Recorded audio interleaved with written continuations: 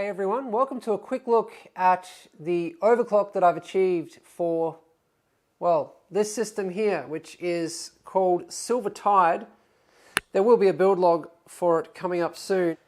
And yeah, I've really had a lot of fun building this system because it's really along the lines of what I would do myself. Like if I had all of if it was my build and my decisions, because I love the sleeve that has been chosen, first of all, which is Mayhem's Carbon BTI, which Singularity Computers developed with Mayhem's. I wish we could get more collabs like this going on, because I will work with anybody who is willing to work with me. I will advertise anybody, just ask, whatever you need, ask me. I will do it. I will help you, I promise. I've always helped to, build up everybody in the industry. So all of you, modders, whoever's watching, just let me know what you need and I will do it. I'd be happy to.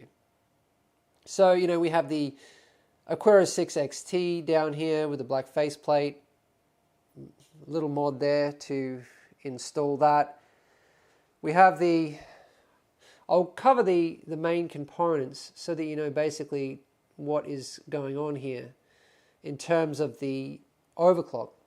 So the case is kind of still in pieces because I'm actually doing some custom paint to the top and front panels, and the tempered glass side panels are obviously off, but this is the Phanteks Enthoo Evolve ATX tempered glass. The motherboard is the Asus Maximus 9 Formula. It has the armor and the included water block. The CPU is a 7700K delidded with liquid metal from Thermal Grizzly. And to delid it, I used the Aqua Computer Dr. D-Lid, which just works great for this chip. It's just a breeze. I highly recommend it. I've done it like 5 or 6 times now, and every time the results are just mind-blowing. I'm absolutely loving it. The memory is Kingston. I'm not sure exactly which kit it is, but it's 32 gigabytes, 2400 megahertz. We have 2 GTX 1080 Ti's. I think they are the Asus Strix with EK water blocks, the new style water blocks. We have an ROG SLI bridge from Asus. I really like this SLI bridge actually. It's RGB, plugs directly into the motherboard, and all of these motherboards have RGB headers now. This one has 2, so I've run it down here to one of the RGB headers. The power supply is the Seasonic Prime Titanium. I think it's a 1050 watt. I haven't, even though I've just finished building this system, I build so many that I'm a little bit kind of inconfident about the hardware. But anyway, we have Corsair fans, ML 120mm, except for this one here, because one of the fans was actually faulty. It was making a noise, and yeah, I'm just waiting for another one to replace it. In the meantime, we are testing with a fan of very similar stats, performance, sorry. We have 2 EK Slim 360mm radiators, which is all that you can fit into this case. I mean, take a look at that. They are completely touching there. Oh yes, modified the top panel. We have filed off the edges on the very top panel, and we have also filed off the edges on the panel below that, which the radiator and fans mount to. So what else do we have? Bits Power fittings, Bits Power 16mm acrylic tube. Yeah, the EK water blocks for the GPUs, CPU, memory, EK nickel backplates, which I just love. And of course the integrated water block, which I'm pretty sure EK actually developed for Asus, which they're doing a lot of that now for Asus and also I think Gigabyte. We have a Singularity Computers Protium DDC pump and reservoir combination, and you can see that I've direct mounted it with one of our backplates down here. So both of our pump tops can do this, the DDC and D5, which really opens up a lot more options. And you can see that in this build, the D5 certainly wouldn't fit, down that hole there in the PSU shroud. Even the DDC doesn't. But with the direct to radiator mounting, you can see it just touches there. It just lines up perfectly. So with the medium reservoir Protium, this allowed us to install a pump and res combo there on the radiator, not going below the PSU shroud, leaving all of that space free in the bottom, and making sure that the pump is visible, which is a nice feature. I really like the look of these pump tops. It's a great thing to be able to see, and a perfect fit at the top here. We have just enough space to connect to the top radiator there. You can't put those ports at the bottom. It just doesn't fit the way this case is designed. A lot of the cases these days are designed more for all-in-ones than they are for water cooling. So, things really don't fit very well like they used to. Just a few years back, the cases were a lot more liquid cooling friendly, in my opinion. Anyway, that is enough about the build. Basically the components, the loop, that it's delidded with liquid metal. So currently I have it running at 5.2 gigahertz. Now, to achieve 5.2 gigahertz, I need 1.45 volts. So that's pretty excessive. That's a lot of volts. I haven't actually done any stability testing at 5.2 yet, so I don't know how hot it gets. I'm actually about to do that with you. But the cool thing is, at 5 gigahertz, the temp results are basically the same as at stock, and only 1.3 volts is needed. So it's slightly hotter than stock. I'm going to post all of the exact results so that you can see them. But then at 5.1 is the sweet spot. And I've found this with about 7700 Ks that I've delidded now. They've all been basically exactly the same. They have a 5.1 gigahertz sweet spot at 1.35 volts. Okay, so for the first time at 5.2, let's see what it does. I mean, based on the overclocking that I've done so far, I am guessing that it needs about 1.45 volts for it to be. Actually, let's just run Cinebench first and make sure it can get through the CPU test, because I've found that if it can get through this CPU test, it can pretty much get through anything.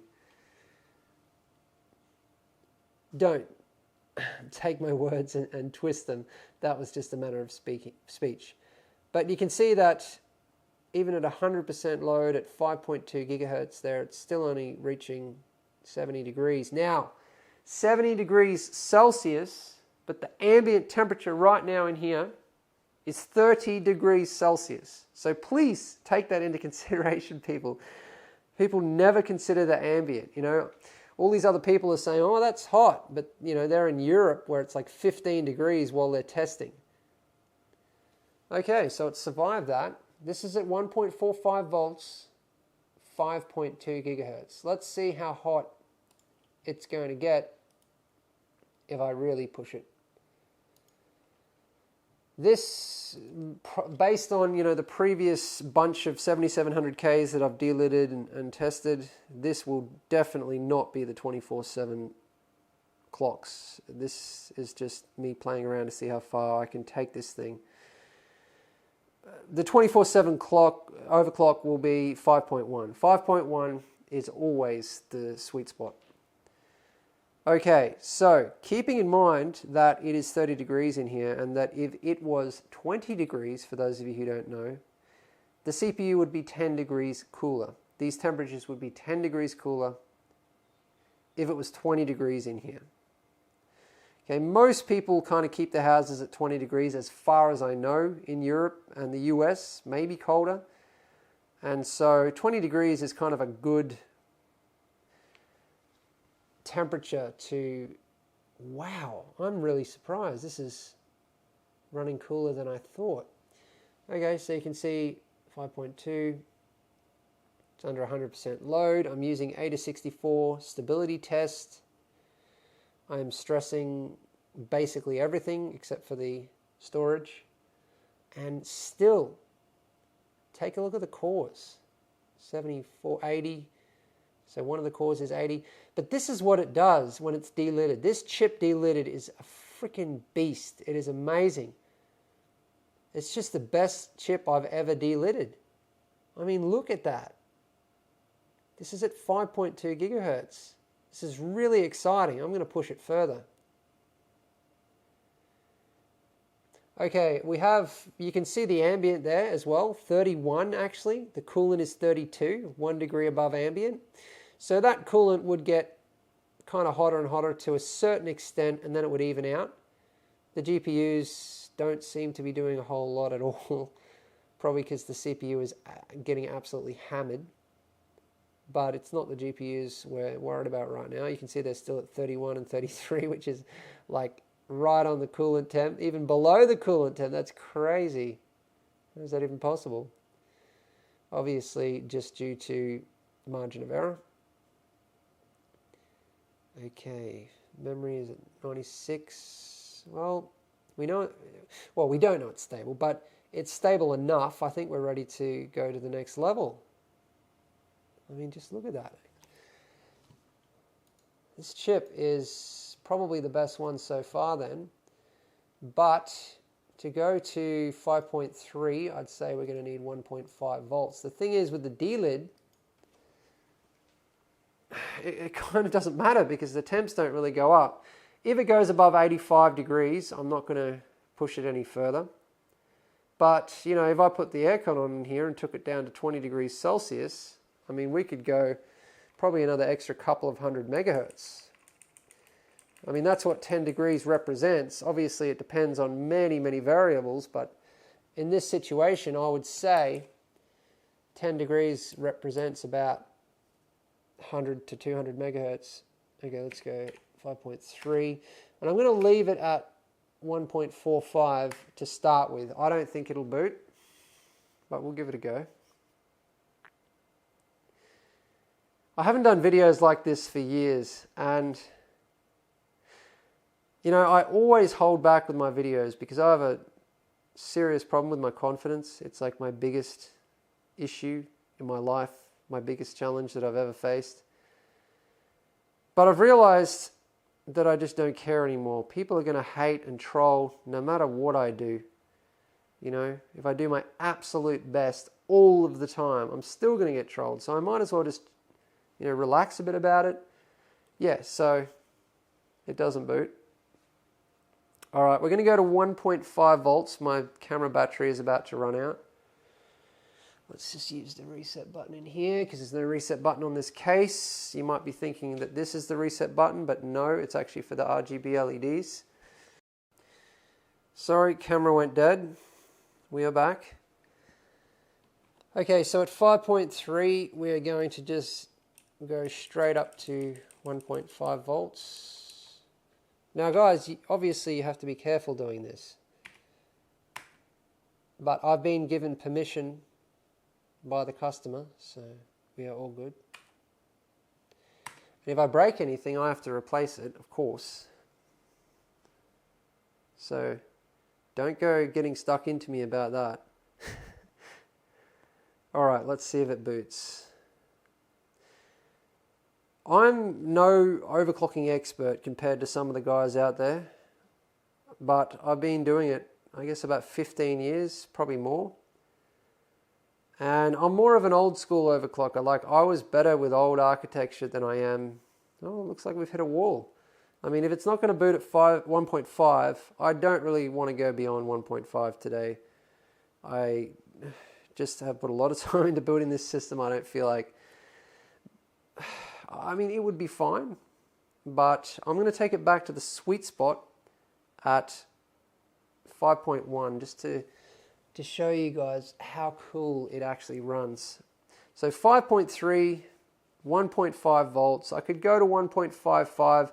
All right, look, I'll do it. Suicide run at 5.3, 1.55 volts. So yeah, I'm not boasting, but I guess, when was it? Before I started the channel, I spent about, what was it? A year in the top 5 of the FutureMark Hall of Fame.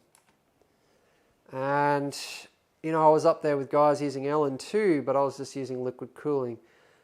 So, yeah, I have had a fair bit of experience, but I was better in the past. These days, okay, no, it's got freaking over voltage protection and all sorts of things kicking in.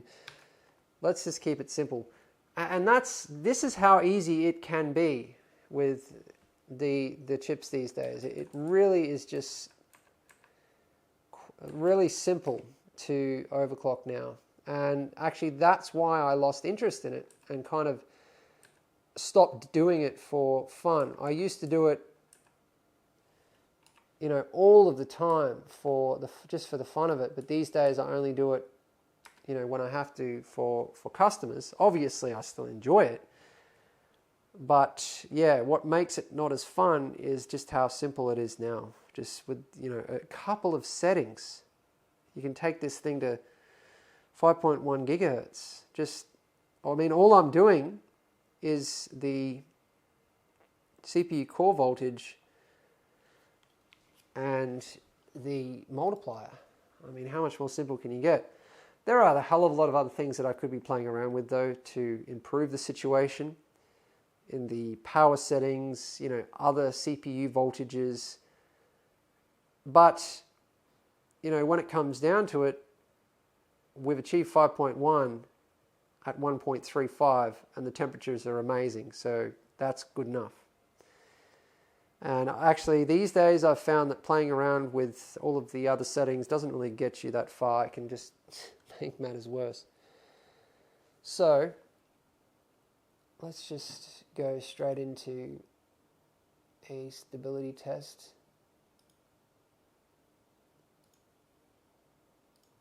And you can wait and see how cool it runs. Okay, this pushes it so hard that the whole system basically locks up. So it's kind of hard to read the temps, but every now and then it spits out some results. Okay, so there we go. We are at 5.1 gigahertz, 100% load. And, we're sitting at 60 degrees, 61. Obviously, as the loop heats up, it's going to get a bit hotter, but the loop won't heat up that much. You can see that the ambient temperature is now 32 degrees Celsius. The coolant temperature is 32 degrees Celsius. This loop is enough to easily handle these components.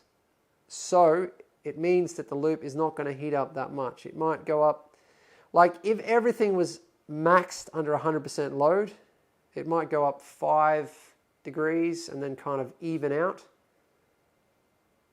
If you have a loop that keeps going up and up and up over time, then it's obviously not enough to handle the components. But this loop is more than enough. Even with the slim radiators, it is more than enough to handle these components, which goes to show most of the loops we build these days are just total overkill. Okay, so it's been running about a couple of minutes, I guess. 65 degrees is about as hot as it's getting. And, that's at 32 degrees Celsius. So take 12 degrees off that. And yeah, anyway, I'm now going to put up the results.